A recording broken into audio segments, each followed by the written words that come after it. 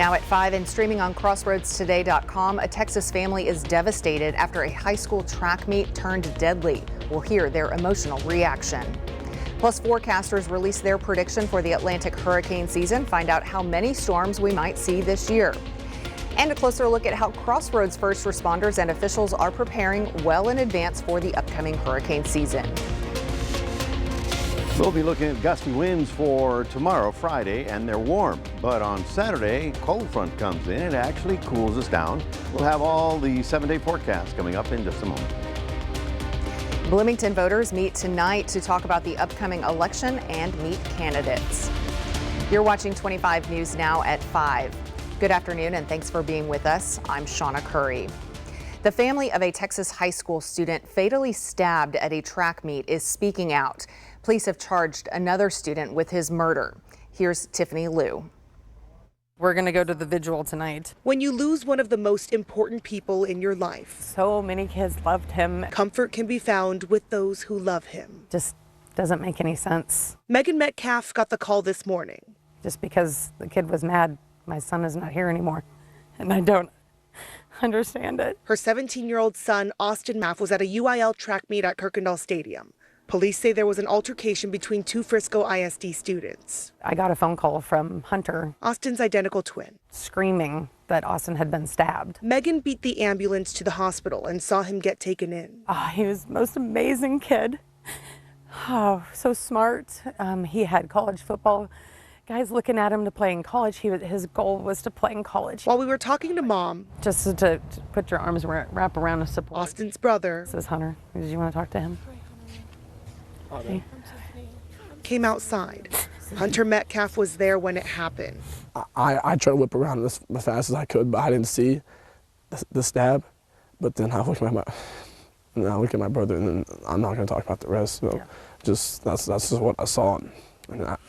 And I tried to help him. From the day they were born 17 years ago, Austin, just 4 minutes older, was Hunter's best friend. He knew how much I loved him, how much I do for him. I do anything for him. They ran together, played football together. They had that twin sense only twins would understand. It's just really heartbreaking not to see him next year on the field. Hunter never imagined the day he and Austin would be apart. This is going to be really hard. In Frisco, I'm Tiffany Liu. Police have identified the suspect as 17-year-old Carmelo Anthony. He was taken into custody on a murder charge. His bond is set at $1 million. A clarification on a story that we brought you last night about water issues at the Summerstone Apartments. In our coverage, we briefly showed a Vicks plumbing truck. To clear things up, Vicks Plumbing was called in on Wednesday and got the job done that same day. Before that, a company from Houston had been working on the problem but was not able to fix it. So just to be clear, Vicks Plumbing was the one that successfully made the repairs on Wednesday. You can check out the full story at CrossroadsToday.com. A Bloomington Community Town Hall is happening tonight ahead of Election Day. Voters can get the latest updates on the incorporation item on the ballot and ask questions. Mayoral and city council candidates will also be there to meet with residents. The meeting will kick off at 7 p.m. and there will also be meetings every Thursday at 7 p.m. this month at the VFW Hall. Now to our viewer poll today with Election Day on May 3rd. Have you made your plans to cast your ballot? Yes, no.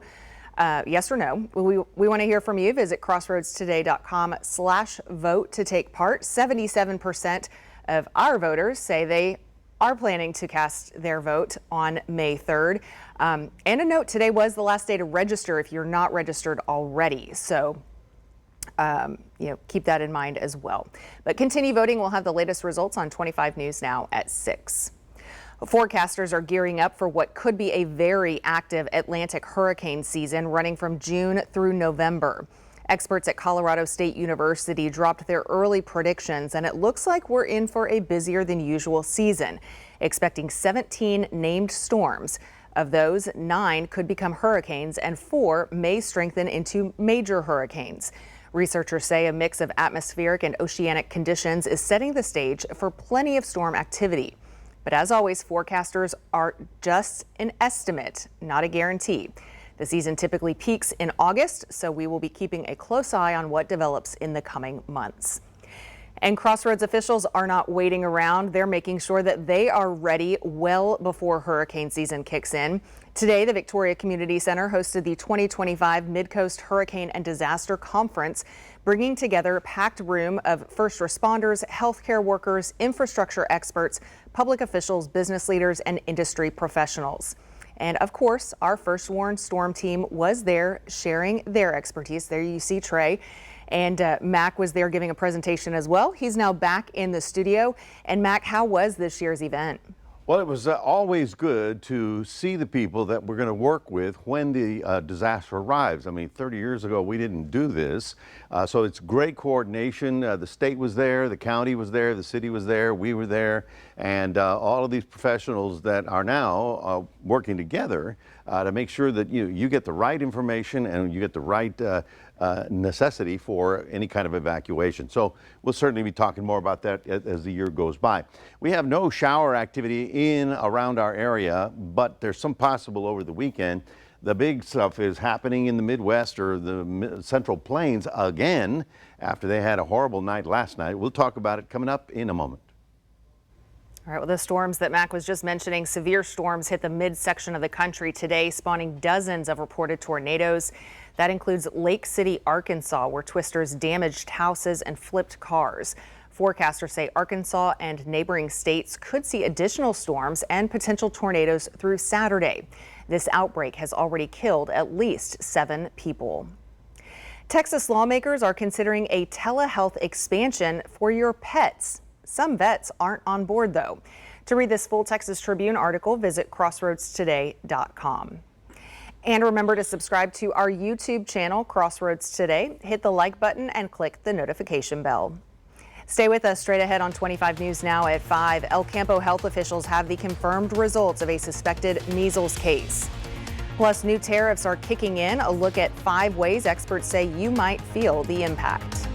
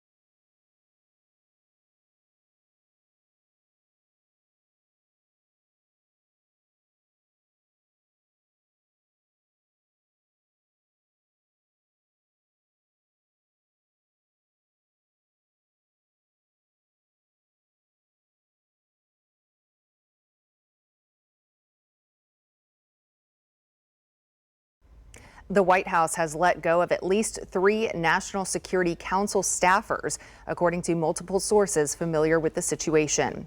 One source says the firings came directly after an Oval Office meeting between President Trump and far-right activist Laura Loomer, who has pushed conspiracy theories, including claiming 9/11 was an inside job. Sources say Loomer met with Trump on Wednesday, urging him to remove certain NSC members, accusing them of being disloyal. The officials reportedly fired include Brian Walsh, the Director for Intelligence, Thomas Boudry, the Senior Director for Legislative Affairs, and David Feith, Senior Director overseeing Technology and National Security. Well, 25% tariffs on vehicles shipped to the U.S. start today, with duties on parts set to begin by May 3rd. After weeks of lead up to that news, it might seem less groundbreaking now. That's after President Trump imposed jaw-dropping, history-making new tariffs yesterday. Amy Kiley reports on how they could affect average Americans. President Donald Trump is imposing a 10% tariff on imports from all countries, plus higher rates for Cambodia, Vietnam, China, the European Union, and more. Here are 5 ways experts say Americans might feel the impact. 1, higher prices. It's thousands of dollars. We're talking at least 2% of the median household income that this will cost American households. Most economists predict U.S. businesses that pay the tariffs will pass on some or all of the costs to consumers. The Trump administration downplays that. The businesses don't have to pass them on, or the producers in the other countries can eat the tariffs. 2, an economic slowdown. What you're seeing here is a potential haircut to GDP for 2025 of about 3%. J.P. Morgan predicts a global recession if Trump maintains his tariffs. Economists say a 1930 trade war deepened the Great Depression. We know what happened in 1929, 1930 in the crash. Trump supporters note other countries don't have to retaliate. They're going to bring their tariffs down because they need the U.S. to be active trading partners. 3, blows to retirement funds if the stock market doesn't fully rebound. 4, high interest rates if the Federal Reserve sees too much inflation. And 5, growth for some domestic manufacturers. Economists say they're the biggest winners under Trump's tariffs. We have to save the people in the industries of the United States. I'm Amy Kiley reporting. Trump's supporters might see a 6th item on that list, especially if they're passionate about reducing trade deficits. Many say they wanted him to change the world. Trump and most analysts agree that wish is granted. Well, there is no measles case in El Campo. El Campo Memorial Hospital says additional testing on what was first thought to be a positive case earlier this week has come back negative. The samples were sent to a state-designated lab for official confirmation, and the results ruled out measles.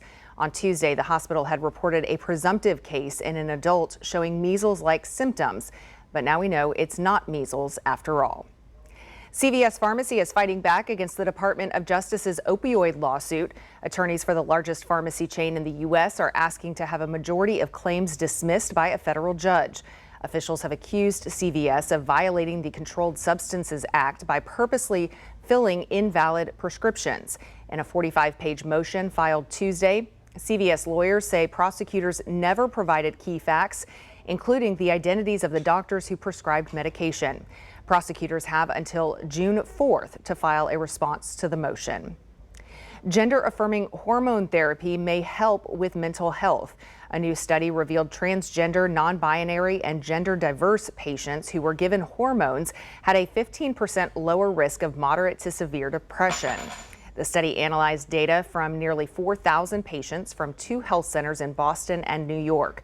Researchers measured patients' symptoms over 4 years of follow-ups that were compared to those not prescribed to hormones. Overall, most doctors say hormone therapy is safe and effective. An estimated 2 million people in the U.S. will be diagnosed with cancer this year alone. That's according to the American Cancer Society. But new research released today suggests 4 things can lower the risk of dying from the disease. In today's Health Minute, Mandy Gaither talks to the study's senior author about how to improve cancer survival odds. It's a devastating diagnosis. Cancer can make a patient feel like so much is out of their control. But a new study suggests there are things that can be done to lower risk of dying from an obesity-related cancer diagnosis. I think that that's a great message of not being able to feel hopeless that, well, I've had my treatment now. It's out of my hands. American Cancer Society scientist Alpa Patel is senior author of a new study that shows 4 factors that can improve the odds of survival after an obesity-related cancer diagnosis.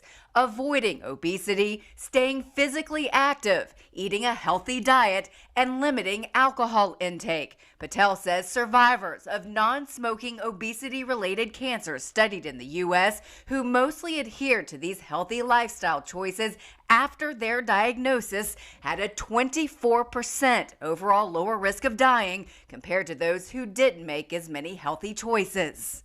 Even if you are not perfectly following these guidelines, the more you adhere to them, the better your odds of surviving your cancer diagnosis are. Patel says that even if a person with cancer wasn't making healthy lifestyle choices before they found out they have the disease, choosing to be healthier post-diagnosis can help them. It's a great opportunity for clinicians to reinforce to their patients, as well as for patients themselves to know that it's not too late to start after that diagnosis. For Health Minute, I'm Mandy Gaither. The research also found that those studied who have cardiovascular disease had a 33% lower risk of dying from heart disease compared to those who did not choose to live healthier lifestyles. About 200,000 Vivitar blender bottles are being recalled due to a risk that users could get cut by the blades. The Consumer Protection Agency says the blender blades can keep spinning even after the bottle is detached. No injuries have been reported, but the bottles made by Sakar were sold exclusively at Target from December 2024 through January. If you have a blender under the recall, stop using it and contact Sakar for a refund. The blender must be returned to Sakar, not to Target. Well, good afternoon, everybody. We're looking at 83 degrees right about now and rather gusty winds. We're 22 miles an hour sustained. And so you can pretty much figure that we're getting 28 to 30 mile an hour wind gusts out there. We're looking at today's high was up to 88 degrees, 75 the overnight low. Tomorrow, Friday, will be warm, but then Sunday will be chilly. We'll talk about that coming up in a moment.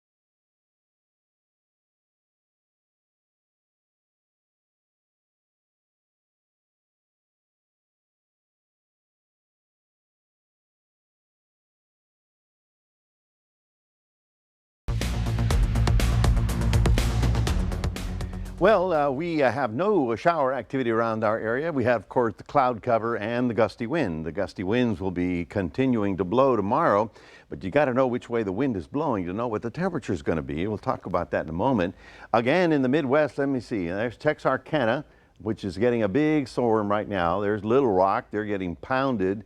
Last night in this area, basically from Illinois down to Oklahoma, they got 36 reports of tornadoes. Of course, a lot of them, some of them had injuries, and over 200 reports of large hail. So it's a pretty intense spring storm that's affecting most of the country.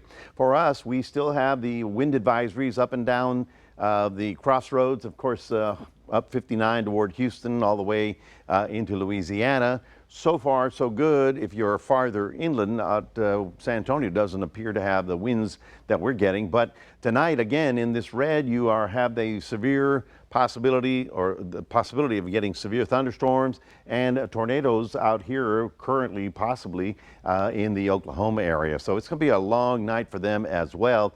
And the bad news, it's probably going to be again tomorrow, third day in a row. So our winds definitely out of the south, rather gusty. Few clouds drifted overhead because of this little stationary front. There is slightly cooler air above this line, today, but it's going to get even colder when this storm starts to roll out of the Rockies. You can see that behind it, the winds are going to be northerly. So that's why we actually expect a cold front here as we get into the weekend. Looking at the big picture, you can see the big stormy weather that's occurring in the Central Plains, and it's only going to continue because this low, pardon me, as it moves into that area is going to continue the severe weather. As a matter of fact, you can see here how we see the 30-mile-an-hour winds right about there. That's right now. Tomorrow, being Friday, the thunderstorm expanse goes from Texarkana through Dallas and then all the way out to the hill country and even Austin, San Antonio. So we're getting close to getting something around here tomorrow. And then on Saturday, that stuff moves through here and the bullseye moves over to Louisiana, and we'll get fewer and fewer showers moving out into our region. But we do have a chance of getting some of that around here. When, you may ask? I'm glad you did. We are looking for tomorrow to be rather warm, getting up to the mid-80s down in Port Lavaca, gusty with cloudy skies. Cuero getting up to 85 with very strong southerly winds, 20 to 30, maybe 35 miles an hour. And then there's a big change because on Saturday we've got this front that comes through in the middle of the day. The winds will turn around, and instead of being out of the southeast, they'll be out of the northwest, and it'll be rather gusty and cooler.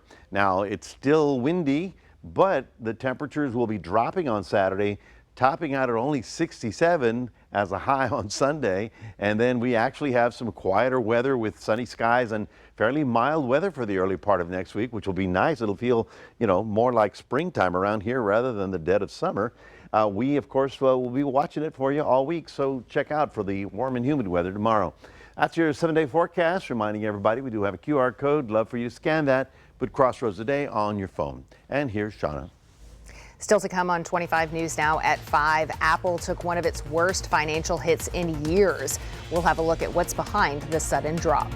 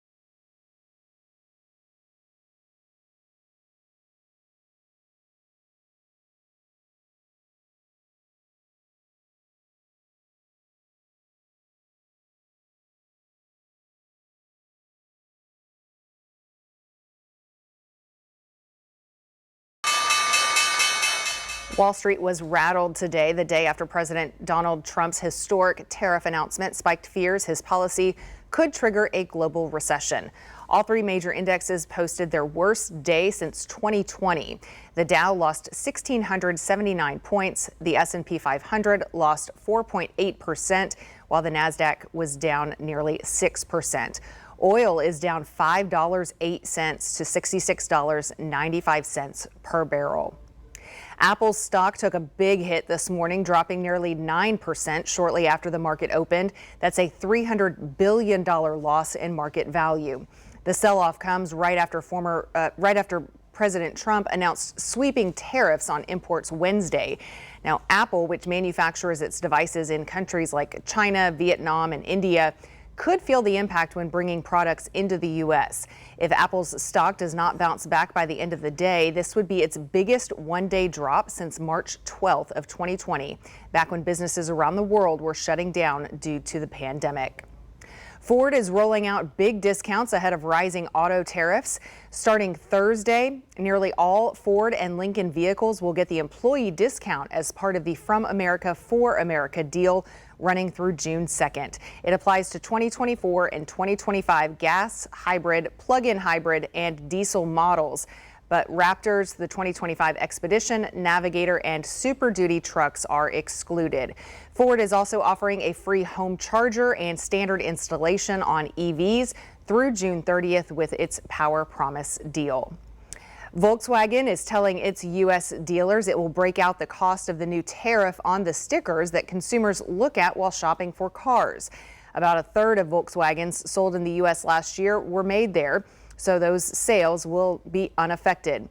But other models will be hit with the 25% tariff on imported vehicles that went into effect Thursday. Volkswagen imports the Jetta, Taos, and Tiguan from a plant in Mexico, plus other models from Germany. The tariff could add thousands of dollars to the cost of all imported cars. Zelle shut down its standalone app Tuesday, but the popular person-to-person money transferring service itself is not going away. Zelle warned of the shutdown last year, explaining only 2% of transactions happen on its app. Instead, a vast majority of Zelle's 151 million users access the service through their own bank's website or app, and that process will be unaffected. In 2017, about 30 banks created Zelle to rival popular existing payment apps like Venmo, Cash App, and Apple Pay. Zelle created its own app to provide access for people whose banks did not yet participate, but adoption soared over the years with more than 2,200 banks and credit unions now using Zelle. The QVC Group has joined forces with TikTok full-time. The Pennsylvania-based company, which owns QVC and HSN, announced the launch of a 24/7 live shopping channel on the social media platform.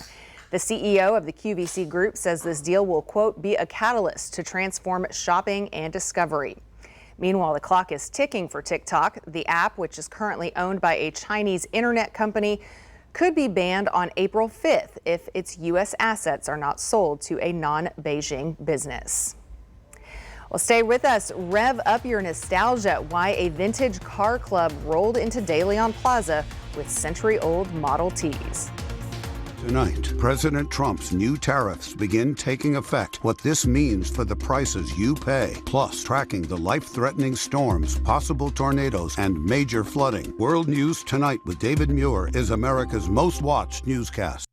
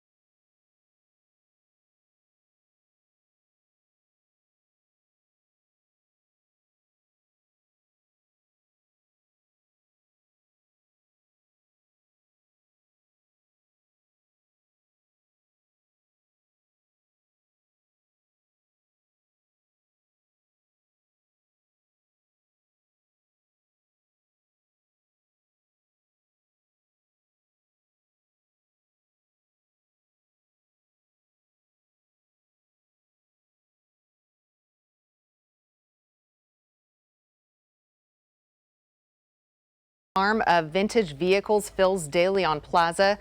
About 15 vintage vehicles from T Fords of Texas and the San Antonio Model T Club made a grand entrance into De Leon Plaza this afternoon. The club is celebrating its 50th anniversary with a cross-country tour of South Texas.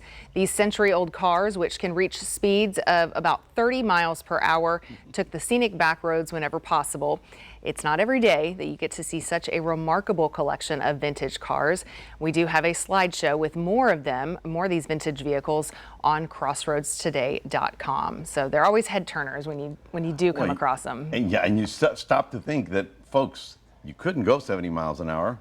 There weren't any highways back then. No, dirt roads. Dirt roads, country roads, 30 miles an hour, you're going pretty fast. Right. Over that kind of stuff. And the wind's blowing. Oh, yeah, right in your face. And so are the bugs. It's kind of a problem. Anyway, folks, the weekend is here, or almost here. And tomorrow being Friday, we're going to be on the warm and windy side. Cold front could trigger a couple of showers around our area. This will be on Saturday, but the best news is that by Saturday night, you'll feel a cool north wind blowing, and Sunday is going to be, can I use the word chilly? Yeah. Sure. 67 as a high on Sunday. Yeah. Sounds pretty good. And windy, so are we looking at wind chill factors as well? Oh, no, I don't think we're going to be dealing with wind chills, but some of you may need a jacket or a light jacket on Sunday morning. A blanket or something. Mm-hmm. All right, well, thanks for being with us. We'll see you back here at 6 right after World News Now with David Muir.